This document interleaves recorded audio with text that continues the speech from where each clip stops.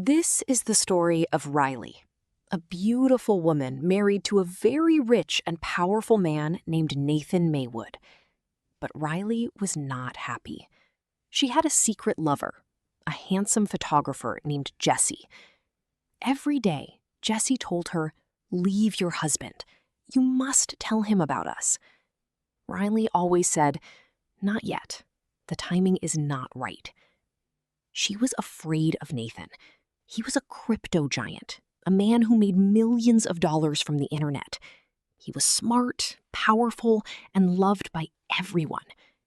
But at home, he was controlling. Riley felt like a prisoner in a golden cage. One night, Nathan threw a big party to celebrate his new business. He invited all the important people in the city. He proudly introduced his wife, Riley. "This is my beautiful wife, my fine piece of art," he said. At the party, they met Jesse, the photographer. Nathan had no idea that this was the man his wife was seeing in secret. Riley was so scared she could not speak. Jesse played along. He pretended he did not know her. Nathan smiled and said, "My wife is my treasure. One day I hope to find a love like this." But Nathan's world was about to collapse. That same night, the crypto market crashed. Nathan had invested all his money in one special coin. He thought he would become a billionaire. Instead, he lost everything. In a matter of hours, his $50 million company was worth almost nothing. He was secretly broke. His best financial advisor, Calvin, quit and went to work for another company. Nathan was alone, with no money and no one to help him. He called his sister Kate for a loan, but she could only give him a little. He told Kate his other secret. "My wife, Riley, is cheating on me."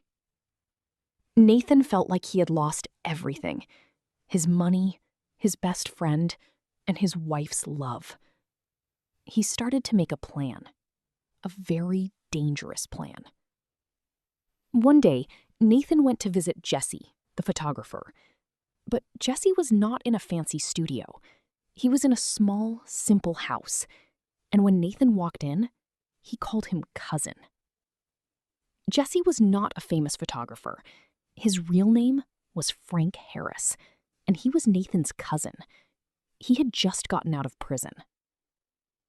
Nathan had a secret deal with Frank. He had paid Frank to pretend to be a photographer and seduce his wife, Riley.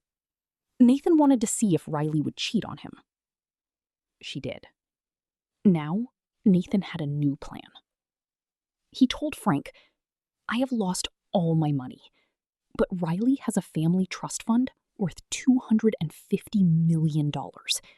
If she dies, I get all the money. I need you to kill her." Frank was shocked. "Murder? No need. I can't do that." Nathan was cold. "You will do it, or I will send you back to prison. I created you, and I can destroy you. You don't have a choice." Frank was scared. He had to agree. But Frank was also in love with Riley. He didn't want to kill her, so he went to Riley and told her the truth. He said, "My name is not Jesse. It's Frank. I'm Nathan's cousin. He paid me to trick you, and now he wants me to kill you for your money." Riley was terrified. But then she started laughing. It was a sad, crazy laugh. She said, "The money? That $250 million? I don't have it." Riley told Frank her own secret. The money was not from her family. It was from the same crypto coin that Nathan had lost. Her financial advisor, a man named Kevin, had told her to sell the coin just before it crashed. But Kevin was also her lover. And after she sold the coin, Kevin tricked her and stole all the $250 million for himself. "So, you see," Riley said, We are both broke. But if Kevin dies, the money comes back to me. Now, Riley and Frank had a new plan. They would work together to kill Kevin and get the money for themselves. The night of the plan arrived. Riley invited Kevin to her house. She told him her husband, Nathan, was not home. But Nathan came home. He found Riley and Kevin together. Suddenly, a man in a mask broke into the house. It was Frank. He had a gun. But nothing was what it seemed. Nathan smiled. Frank smiled. They were working together. The plan to kill Kevin was a trick. The real target was always Riley. Frank said to Riley, "I'm sorry. Family first." Nathan looked at his cousin Frank and said, "Good job." Then he took the gun and shot Frank. He turned to Riley, who was screaming on the floor. "You see, my love," Nathan said. "This was the real plan.